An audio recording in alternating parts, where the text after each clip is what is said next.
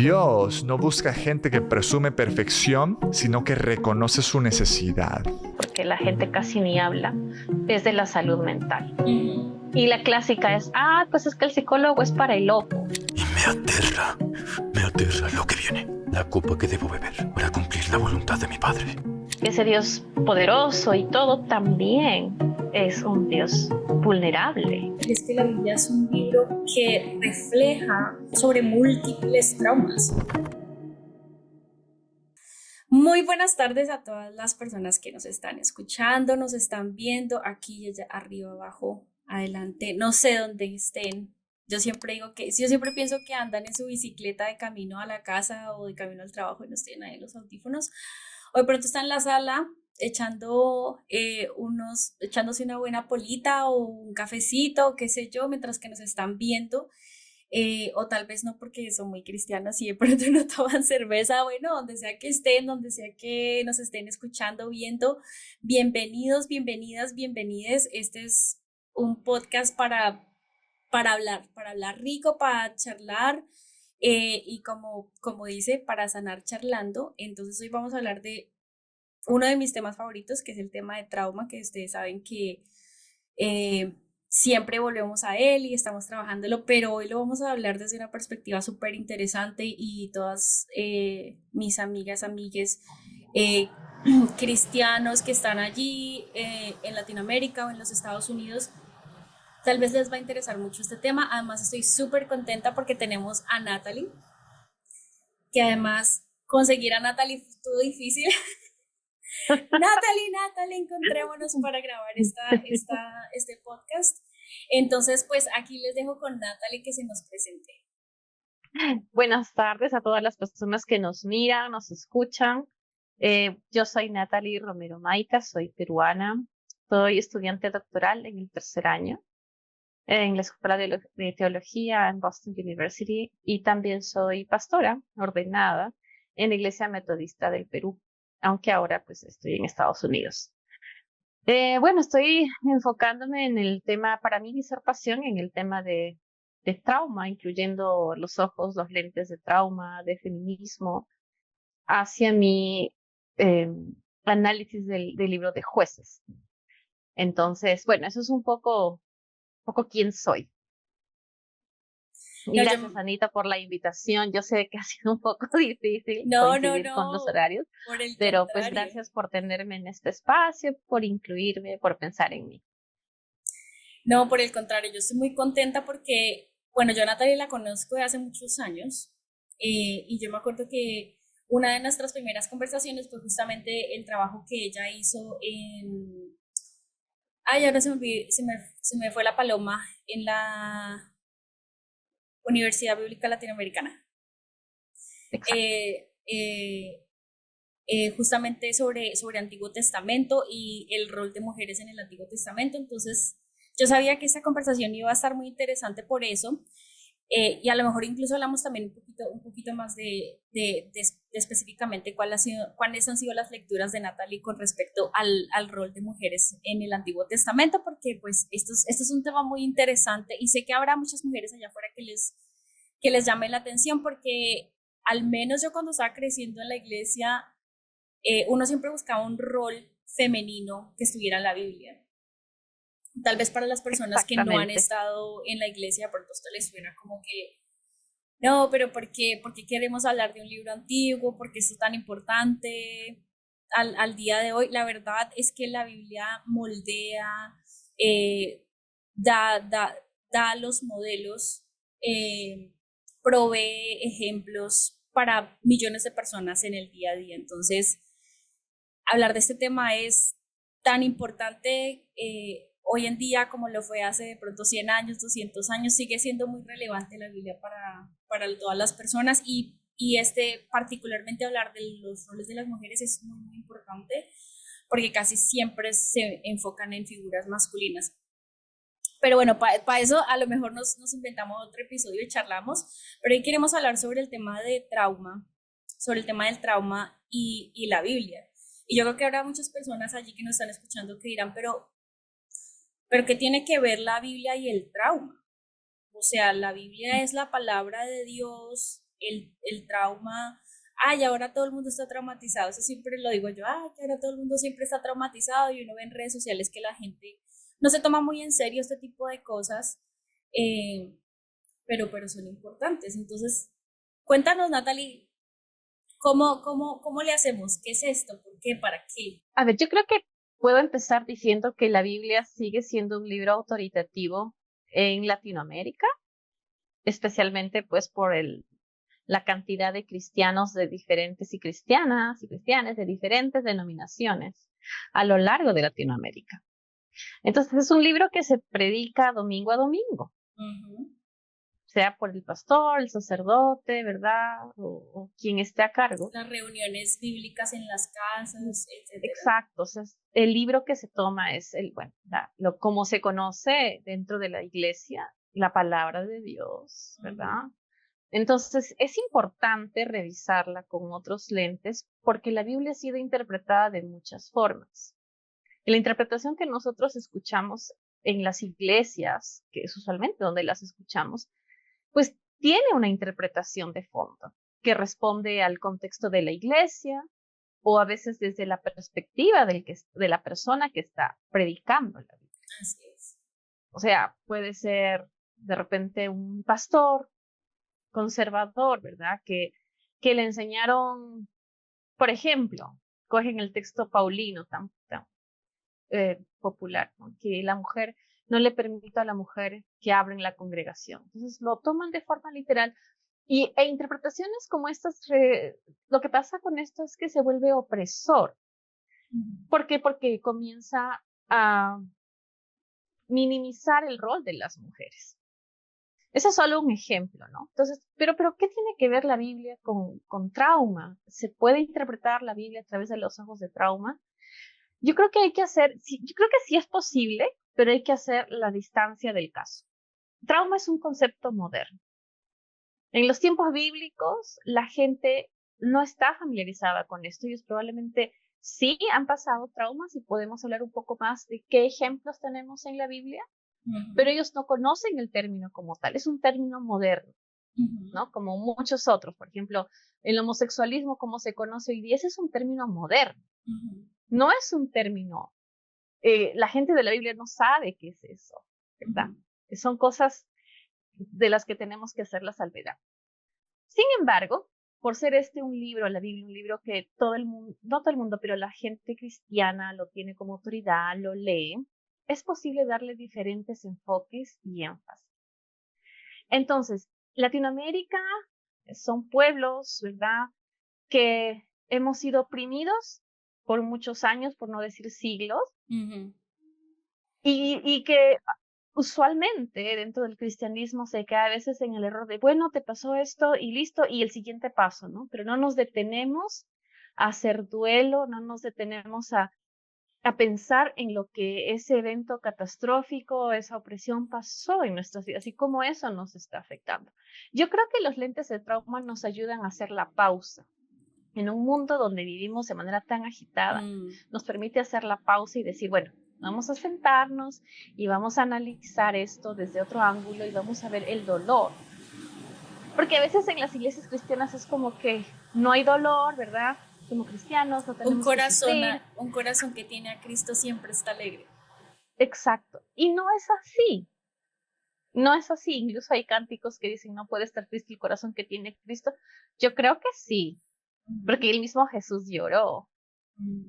El mismo Dios en el Antiguo Testamento vemos a un Dios que se pone triste. Claro, también tiene otras emociones, pero un Dios que se nos muestra como triste, como una divinidad que tiene sentimientos diversos. Entonces, es importante, porque eso nos permite de alguna manera reflejarnos. Y eso es lo que ha pasado muchas veces cuando nosotros nos hemos reflejados en historias bíblicas.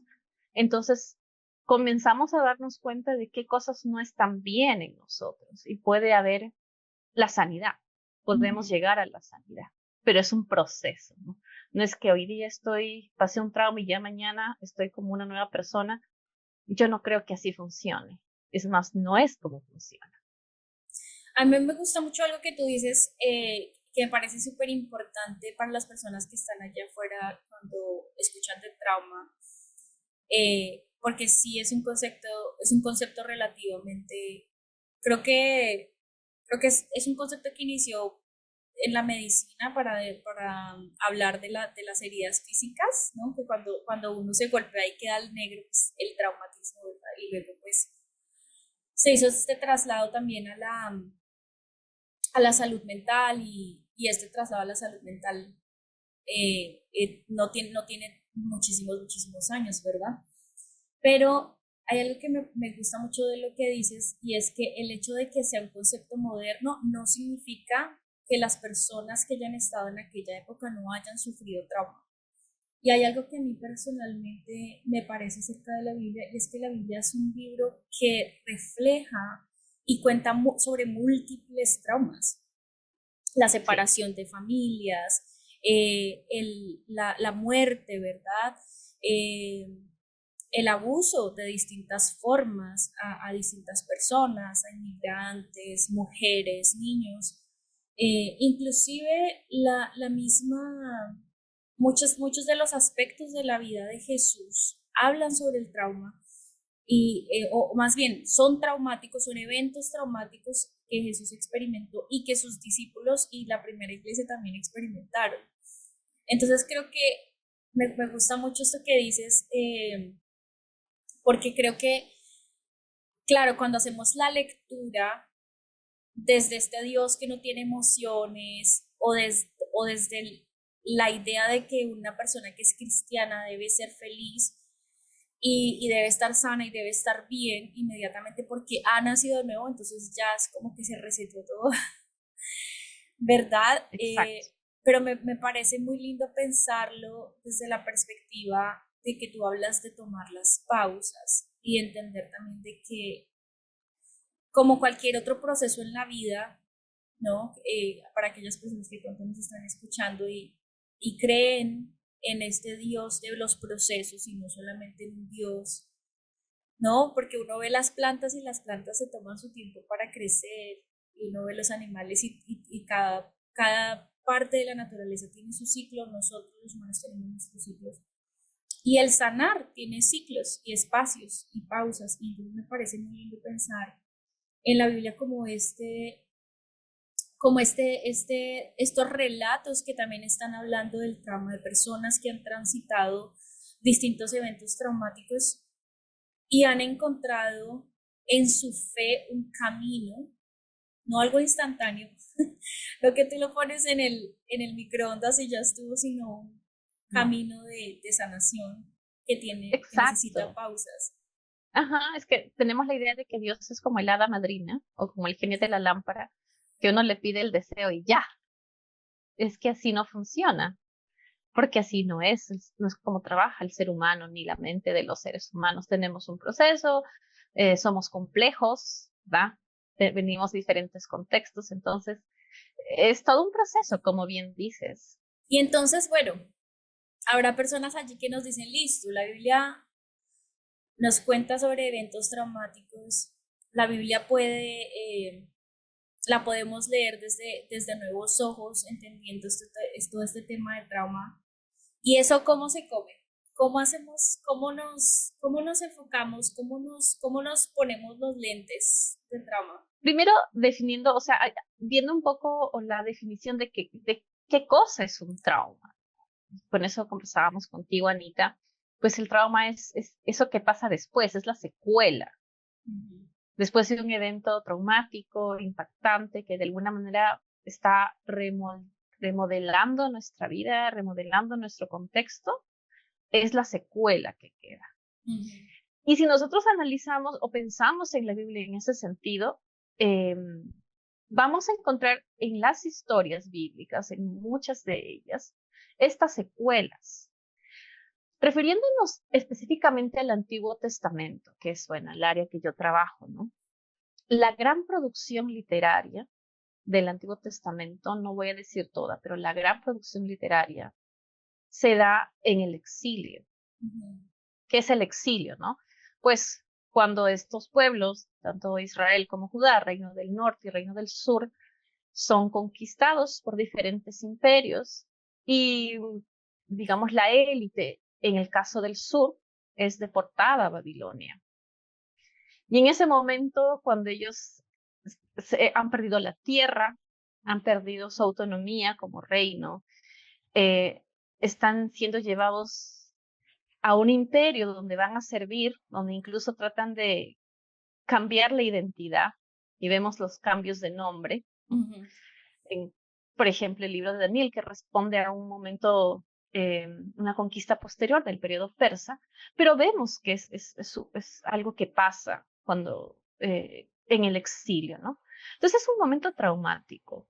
Ellos han perdido la tierra, la herencia de Dios, porque herencia de Jehová, dices, la tierra no se transfiere, pero dicho, no se vende, perdón, se hereda, porque es un regalo. Pero ¿qué es lo que pasa en el momento del exilio? Ellos han perdido este regalo. Y al hacer eso, el entender de ellos es, nosotros hicimos algo mal. Por ejemplo, el libro de Ezequiel va a decir, bueno, Dios ha permitido esto, pues porque nosotros nos portamos mal, porque no cumplimos lo que debíamos cumplir, fuimos un pueblo idólatra, no tuvimos misericordia, etcétera, y son llevados al exilio. En ese momento donde ellos son despojados de su contexto, incluso de su idioma y de muchas otras cosas más, hasta de su divinidad, es donde ellos comienzan con esa producción literaria. Entonces hay momentos en los que uno dice que uno puede ver como que algunas quizás cosas, voy a decir, exageradas, como en el templo de Jerusalén, ¿verdad? Y describen un templo hermosísimo y como si fue el mejor de la época, cuando en realidad, pues, Israel, Jerusalén, Samaria, era un reino pequeño. Era un reino en comparación a los demás, un reino incluso tardío, mientras que los vecinos eran ya reinos, ellos todavía eran tribus, ¿no? Manejados por jueces. Pero, o sea, empezando desde ahí, es un escrito que viene en ese momento, donde ellos están viviendo el trauma. Entonces, si nos ponemos a pensar en ese sentido, ellos están escribiendo desde el dolor, desde esta añoranza constante. Entonces, eso nos hace entender, nos hace ver, ok, ¿qué es lo que tiene que decirnos este pueblo? Y nos podemos detener ahí en muchas historias, y sobre todo el estudio del trauma en el Antiguo Testamento ha hecho mucho énfasis en el exilio. El libro de Lamentaciones, no sé si lo han leído, pero es un libro que la primera vez que yo lo leí me pareció algo tan hasta macabro, porque hasta el canibalismo se ve ahí. Ese pueblo quedó tan desprotegido, porque antiguamente así era, cuando sitiaban una ciudad, pues la cerraban para que no entre ni salga nada, ni nadie, y por lo tanto esta gente no tenía que comer y tuvieron que comer sus propios hijos. Entonces escriben desde ese momento, desde el dolor. Esa es una forma, es mucho más amplio, ¿no? Pero podríamos empezar a pensar en ese momento desde dónde nos están escribiendo y qué secuelas podemos ver en los escritos. Ahora bien, tampoco podemos caer en el error de decir, entonces todo el Antiguo Testamento es un libro traumático. No, porque también hay textos que pueden servir para otro tipo de interpretación, pero sí hay textos que nos ayudan a reflejar esto. Ezequiel es uno de ellos. Es muy fuerte en Ezequiel, en Lamentaciones.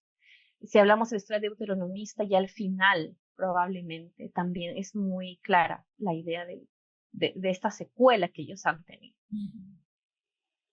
Sí, yo creo que en mi caso yo considero también lo importante el tener los lentes de trauma e incluso hacer la contextualización dentro de lo que somos como latinoamericanos o inclusive podemos ir un poco más allá, ¿no? Como saber en qué ciudades hemos crecido. Siempre va a haber particularidades que van a identificarnos y que van a tocar distintas áreas de nuestra vida. Pero decía que me parece muy importante poder hacer esta lectura desde el trauma también como una forma de adentrarnos a nuestra propia vulnerabilidad como seres humanos y poder permitir que la escritura y sobre todo para las personas que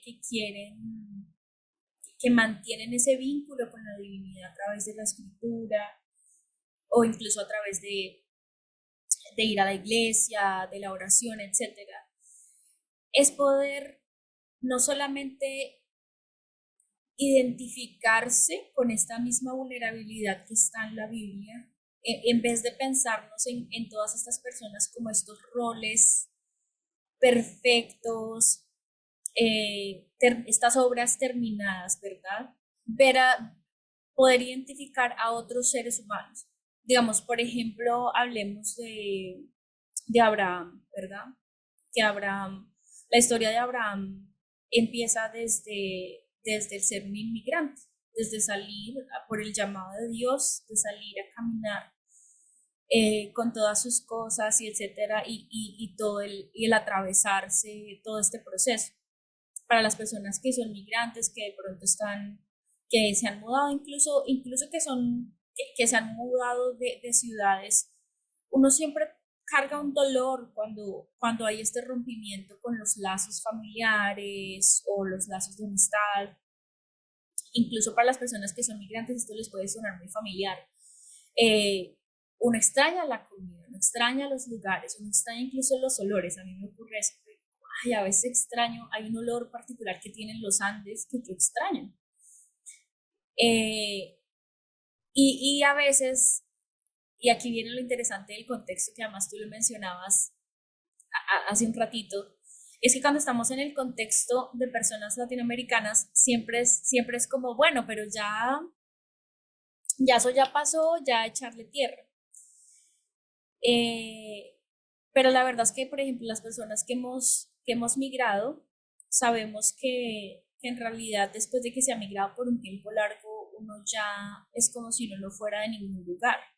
Y por eso para mí, por ejemplo, no es de extrañar que la Biblia en múltiples ocasiones, particularmente en la Biblia hebrea, menciona muchísimo lo que tiene que ver con el cuidado, el ofrecer un lugar para que los inmigrantes que están transitando cerca de donde uno vive reciban atención, agua, alimentos.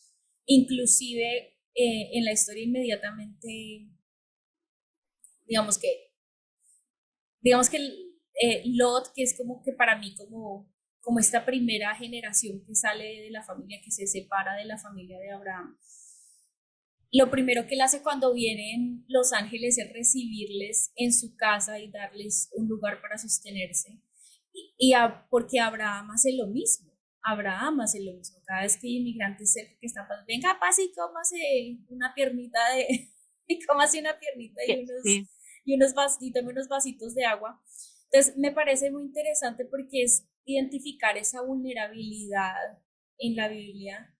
¿Y cuál es la respuesta? No solamente de la vulnerabilidad, del proceso de poder sanar, de permitir que la divinidad esté en el momento del dolor, cuán largo, cuán corto este sea, y cuál también, que para mí esto es muy importante, cuál es la respuesta, y ustedes van a ver que yo siempre hago esto, cuál va a ser la respuesta ética a ese dolor. Es como, yo tuve que transitar este dolor, la divinidad estuvo conmigo o lo transité y lo pude superar. Y entonces aprendí que situaciones como esta no le deberían pasar a otras personas. Entonces ahora cada vez que pasa otro inmigrante, entonces yo le ofrezco ese lugar. Sí. ¿Tú vas a decir algo? Exactamente. No, sí, es que la hospitalidad es un tema bien importante en la Biblia hebrea o el Antiguo Testamento.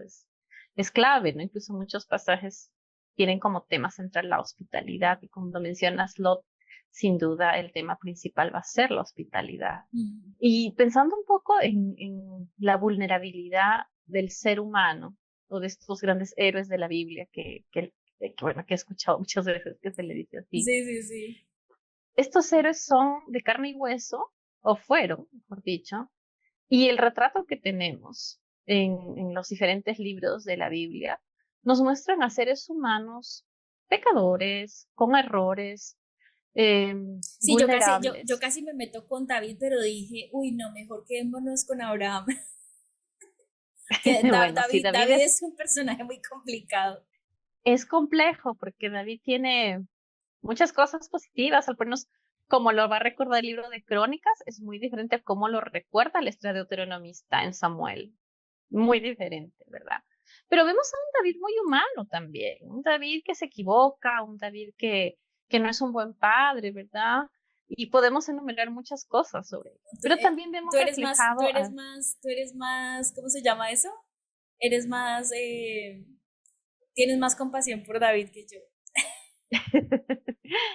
bueno, quizás.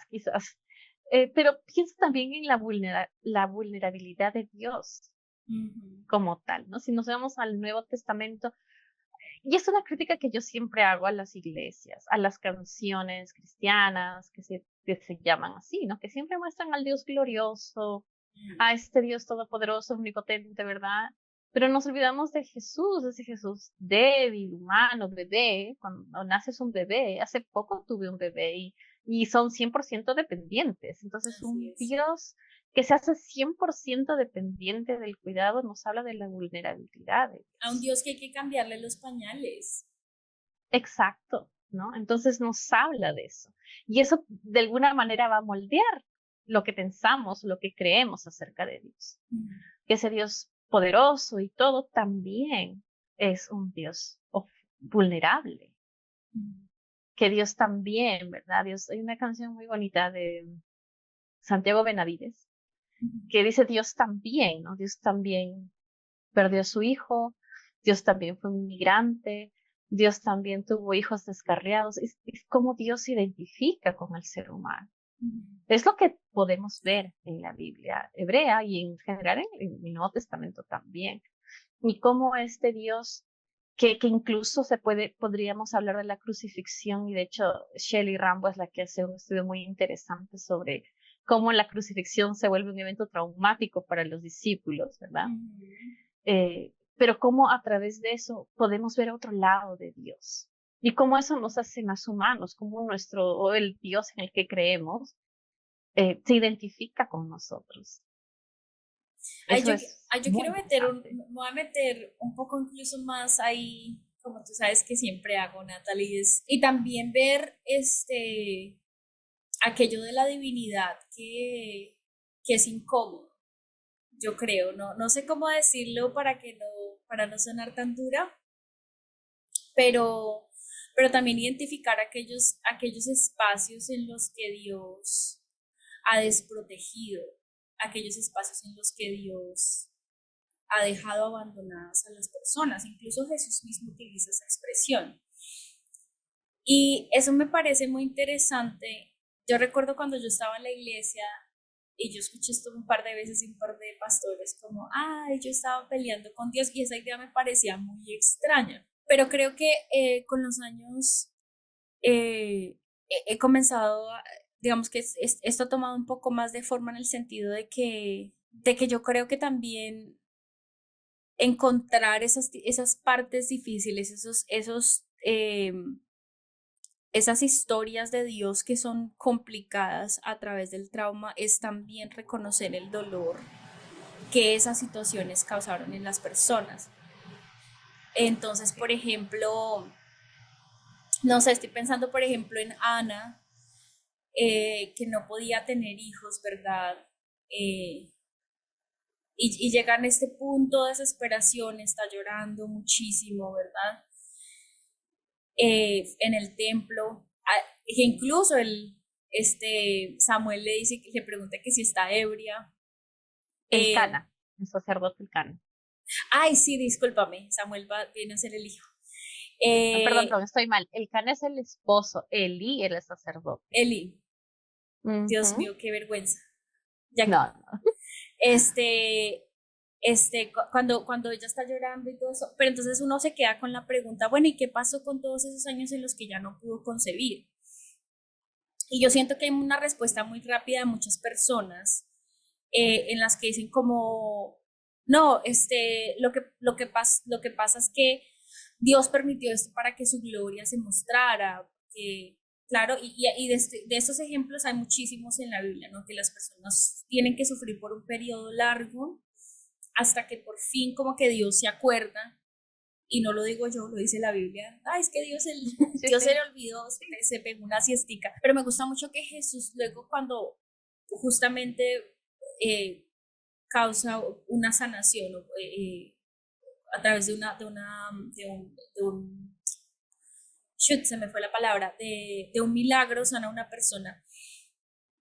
Jesús dice, no crean que esta persona sufrió para que la gloria de Dios se manifieste. Y eso para mí ha sido como bien interesante, porque es como le hemos atribuido a Dios el sufrimiento para luego sanarlo. Y eso es una idea que no permite que tengamos una idea de la divinidad más sana, en mi opinión.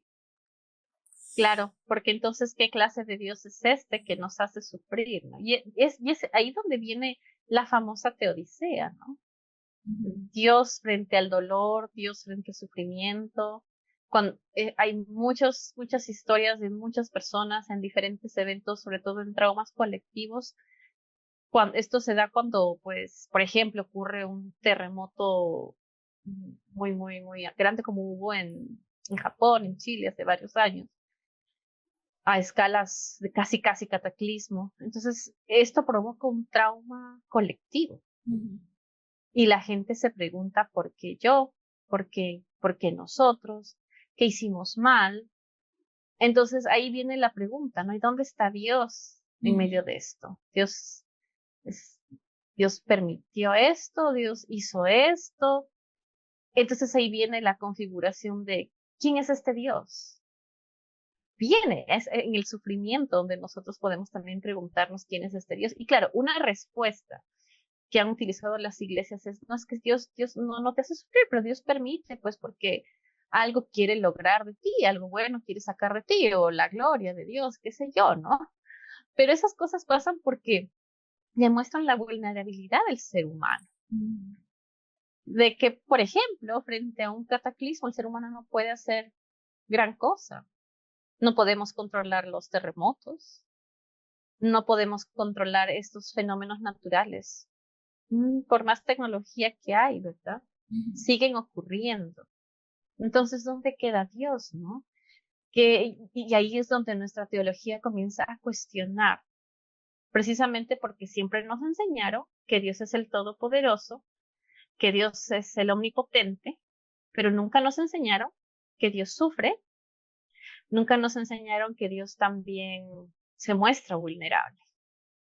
Cuando nosotros creo que entendemos, hacemos ese cambio y entendemos a ese Dios, esa divinidad como alguien vulnerable, entonces nos dejamos de hacer estas preguntas sobre el sufrimiento y vemos a Dios más bien como un aliado, como un amigo que nos entiende, que nos acompaña, porque también a este Dios le pasó esto. Y ahí yo creo que tú te metiste en un tema muy interesante que me gustaría explorar un poco más y tiene que ver con esta idea de cómo nos estamos pensando a Dios. Porque, por ejemplo, volviendo a esto que estaba hablando hace un segundo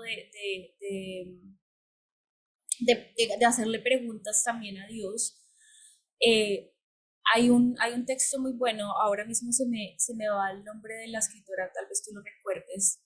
Ella trabaja, creo que en los profetas y habla particularmente de Oseas. Y ella se refiere a cómo Oseas, cuando está haciendo esta explicación de quién es Dios, utiliza a su pareja, que es una mujer, que es una trabajadora sexual.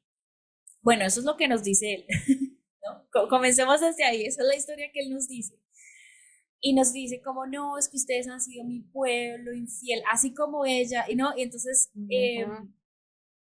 dice ella, en este proceso en el que supuestamente Dios está hablando a través de este profeta, hay unas verdades importantes que se están diciendo dentro de su discurso, pero los ejemplos que él utiliza, la forma en la que él está describiendo a este Dios, está oprimiendo a otras personas y particularmente a una persona que él dice amar. Y esto ha tenido una huella fundamental en la forma en la que, por ejemplo, se trata a las mujeres en muchas ocasiones dentro de la Biblia, sino en la mayoría de las ocasiones dentro de la Biblia, sin duda. y luego en la iglesia, y luego, claro, como la iglesia tiene toda esta, ¿cómo se llama esto?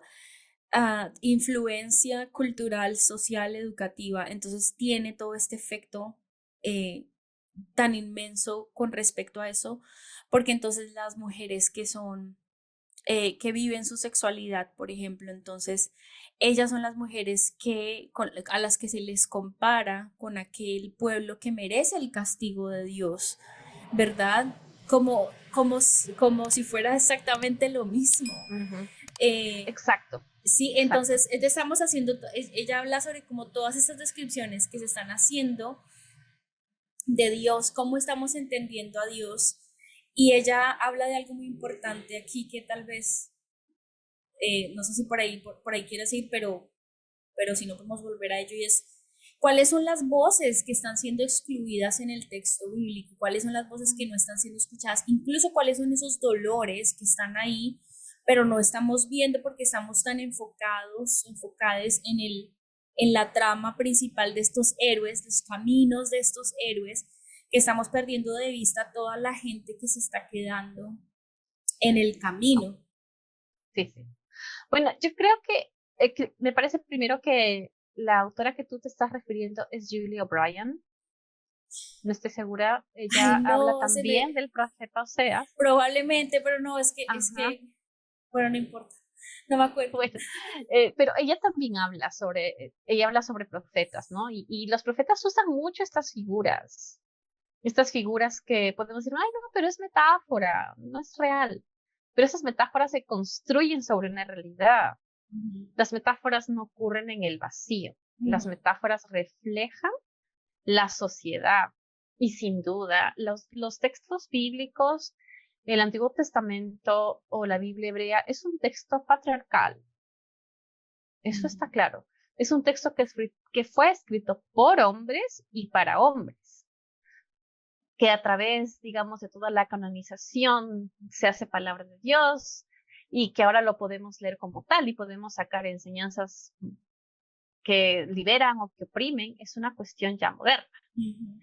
Y sin duda, la forma en cómo nosotros hemos heredado la interpretación de la Biblia es enfocarnos precisamente pues en los, ¿cómo se llama esto? Los actores principales que en su mayoría son hombres.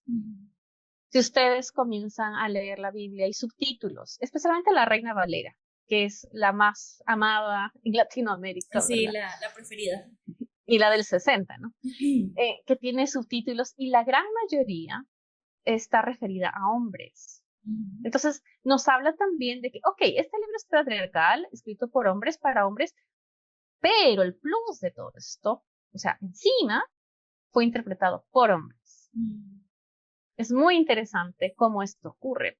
Y sin duda, esta situación va a excluir a las mujeres. Las mujeres en el Antiguo Testamento no son personaje principal. Son personajes secundarios que giran alrededor de.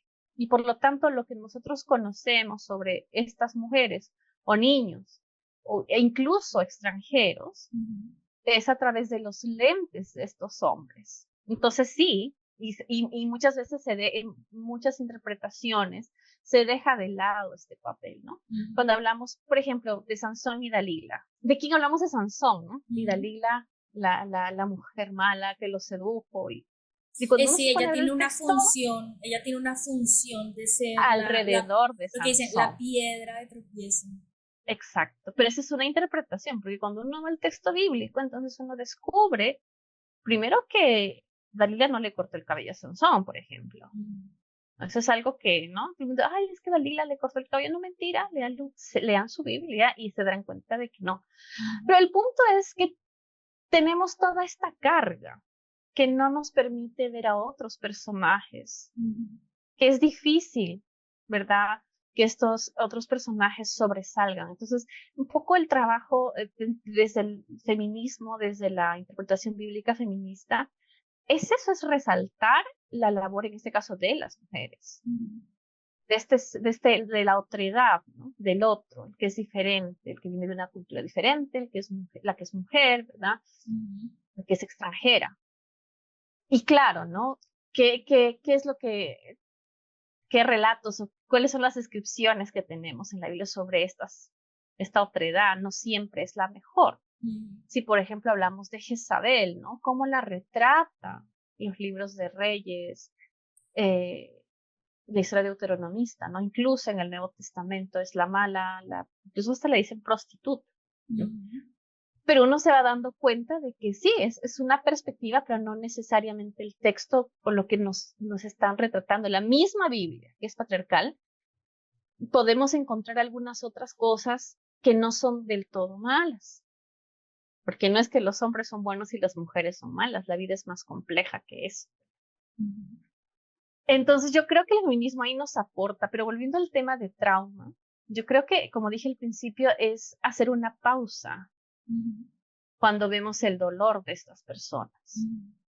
En el exilio en Ezequiel, ¿no? Ezequiel, un profeta que está traumatizado porque en su entender teológico, Dios se fue del templo antes de que vinieran los babilonios, ¿verdad? Y tomaran el arca del pacto, huyó porque la presencia de Dios, ¿verdad?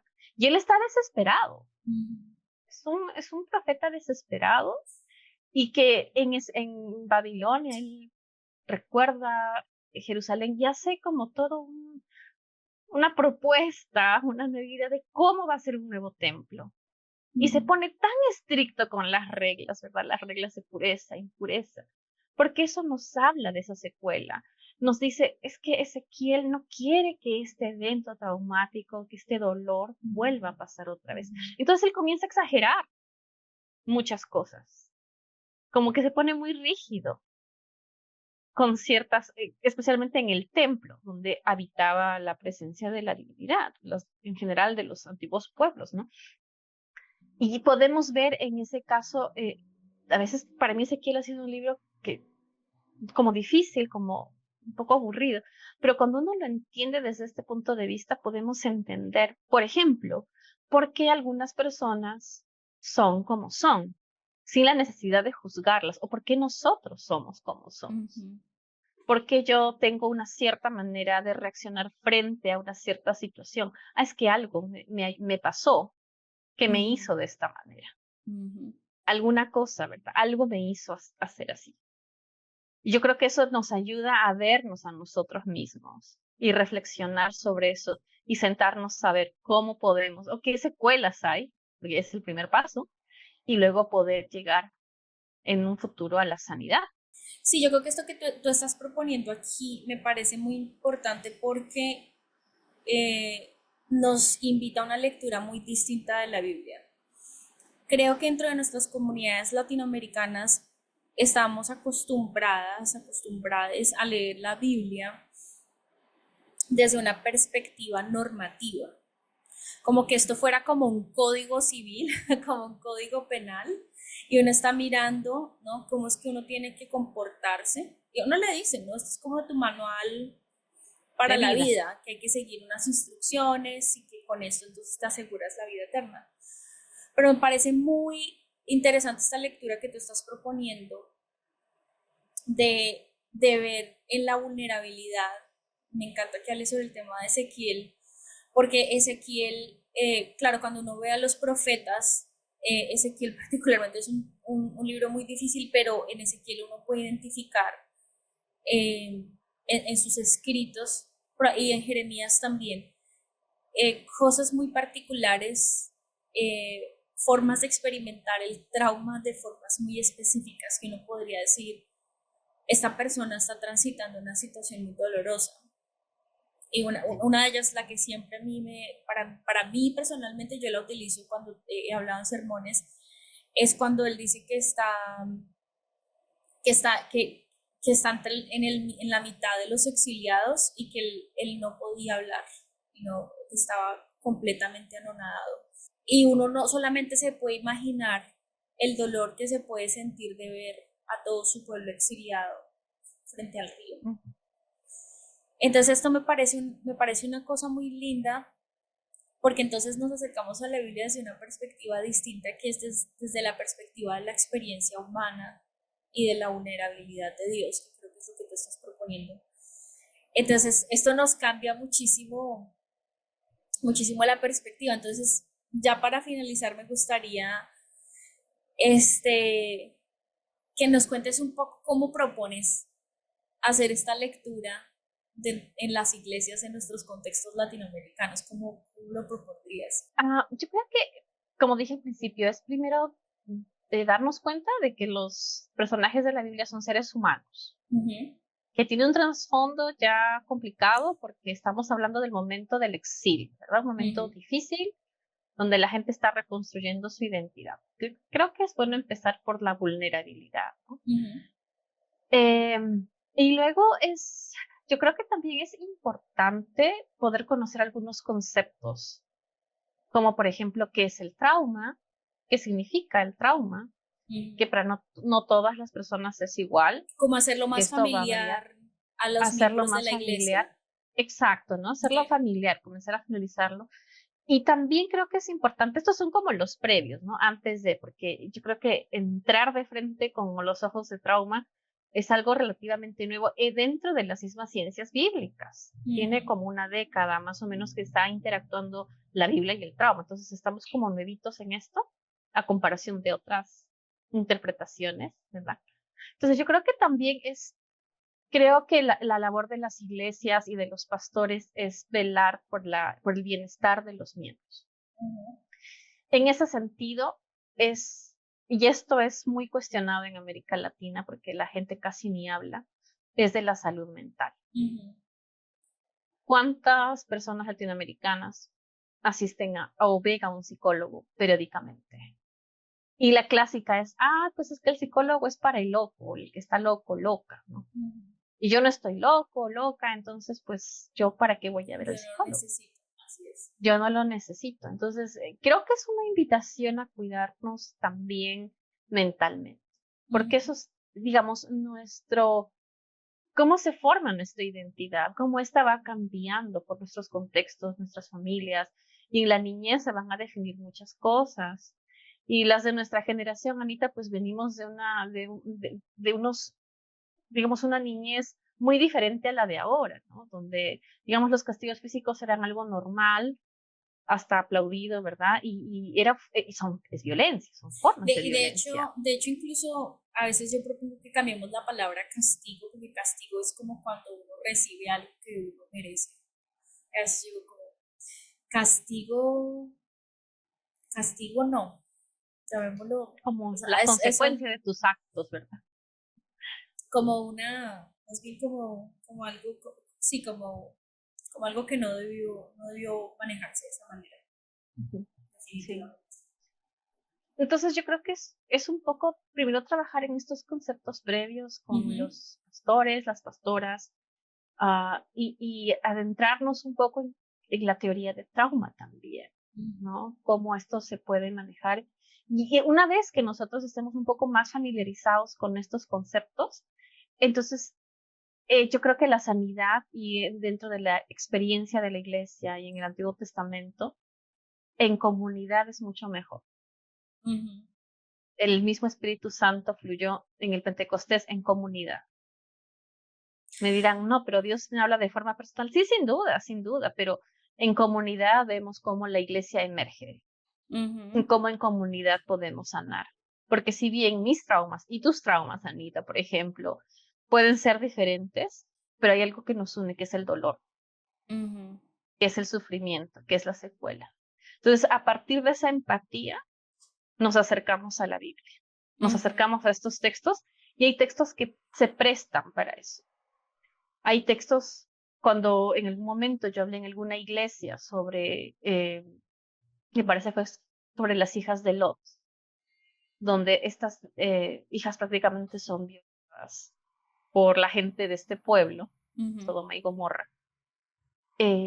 Muchas de las jóvenes con las que yo estaba se pusieron a llorar, porque entonces esto permitió abrir esa caja secreta que nadie quiere hablar, de que alguien las tocó indebidamente y que nadie les creyó.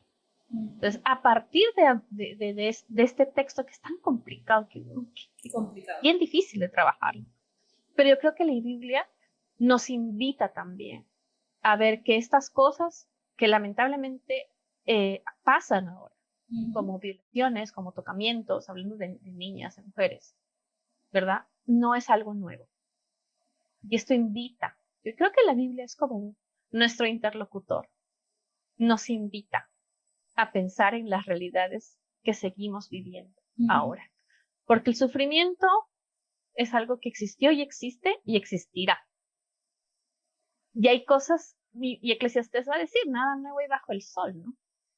Entonces, como sociedad, bueno, ese sería otro tema, ¿no? Que tanto hemos evolucionado, ¿no? En comparación a los pueblos antiguos, donde nosotros nos vemos con horror, pero vemos que en nuestra sociedad pasan cosas muy similares o quizás hasta peores. Yo creo que esa es una buena forma de acercarnos a la Biblia, de detenernos, hacer una pausa, de pasar estos textos, primero de tocar estos textos difíciles, de sentarnos a ver qué pasó con Betsabé y David, qué pasó con Dina en Génesis, son textos del terror, según Phyllis Treble, o por qué Ezequiel es así, ¿verdad? O por qué en el exilio, por qué el Salmo 139 va a decir, y si yo tuviera los niños de los babilonios que los estrellen contra la pared, o sea, ¿por qué? ¿Por qué? ¿Qué hay detrás de esto? El mismo Jonás. ¿Por qué Jonás quiere que Nínive sea destruida? Hay un contexto, hay un detrás, hay un trauma, ¿verdad? Entonces, y también este tema del trauma nos invita a informarnos sobre el contexto de la Biblia, a tener una lectura informada sobre el contexto de la Biblia. Y detenernos, identificarnos con ellos y pasar, llorar juntos, porque así podemos empezar a sanar. Creo que eso es lo que yo propondría. Estoy trabajando todavía, todavía no he llegado a mi disertación, pero como pastora y como alguien que está acercándose a la Biblia con estos lentes, creo que es la manera, una de las formas, no la única, porque probablemente haya gente que diga, no, yo tengo otra forma. Pero creo que es una forma de acercarnos de una forma muy honesta, muy vulnerable. Y creo que es eso, reconociendo nuestra vulnerabilidad. Sí, yo quisiera añadir a eso que tú has dicho, también un poco tener, ¿no?, la sospecha de cuáles han sido las interpretaciones tradicionales que se han tenido sobre el texto, cuáles son las personas que han tenido una voz dominante dentro del texto y las interpretaciones del texto, y quién no está hablando, quiénes están en silencio, quiénes están allí en las sombras, quiénes son las personas que parece que están sufriendo las consecuencias de lo que está pasando. Y un poco eso tú lo hablabas, ¿no? Si hablamos de Dina, sí. Si hablamos de Jezabel, si hablamos de Dalila, ¿no? Entonces, ¿a quién se ha retratado como una mala persona? ¿Por qué se le ha retratado a este pueblo particularmente como algo malo? Incluso, ¿cuáles son los símbolos que se han reconocido como negativos?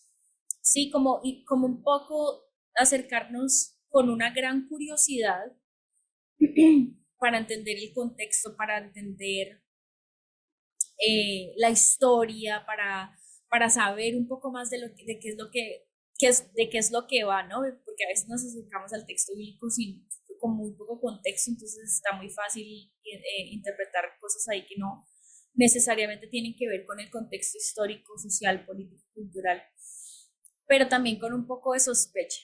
Creo y lo que tú traes, sí, precisamente lo que tú traes, el tema de la sospecha, viene de los lentes del feminismo, que nos ayuda a sospechar y decirte quién es la voz predominante acá. ¿Quién es la voz predominante? Bueno, esa es una razón por la cual incluyo los lentes del feminismo y trauma. Claro. Sí. ¿No? Sin duda. Y yo creo que también a mí me gusta, particularmente me gusta mucho una lectura popular de la Biblia, en el que haya la posibilidad de que las personas, ¿no? Claro que existe esta idea de que solamente algunas personas son capaces de leer, interpretar o predicar la Biblia, y a mí me gusta mucho esta idea de que todos realmente nos podemos ver en este espejo, en estas historias, nos podemos identificar, ya sea con el exilio, con el silencio, con el no saber qué es tener un buen líder o de pronto tener una situación que es demasiado pesada y entonces volverse muy rígido, ¿verdad? Como que todas estas son realidades humanas que nosotros de alguna forma hemos vivido y me parece muy lindo poderle dar a las personas la posibilidad de que también se encuentren en estos relatos y que esto se vuelva con una lectura comunitaria. Sí, Pero sin duda. como siempre... Y eso debo decir que es herencia del protestantismo. Eso iba y claro, a decir. pero las comunidades de base en la Iglesia Católica también lo hacen. Y realmente la Biblia es un libro pues que ya en América Latina todos podrían leerla, no se excluye a nadie. Y creo que todos tienen la Biblia en la casa. Lo que pasa es que la gente le da mucho miedo. La gente, yo cuando crecía me decían, no, es que si tú te lees el Apocalipsis que te vuelves loca y que no sé qué más cosas, ¿verdad? Pero no, o sea, yo sí creo que está chévere eso. Pero iba a decir que como siempre nos pasó el tiempo, pero estoy muy contenta. Esta fue una conversación muy chévere y yo creo que nosotros vamos a tener un episodio para hablar mucho más a profundidad de este tema, porque hay mucho más para decir. Esto apenas fue una cosita introductoria, pero estén ahí conectadas en la esquina antagónica para saber si dejamos algunas cositas más. Muchas gracias, Natalie. A ti, Anita, por la invitación y a los que nos oyeron. Muchas gracias. Chao, chao.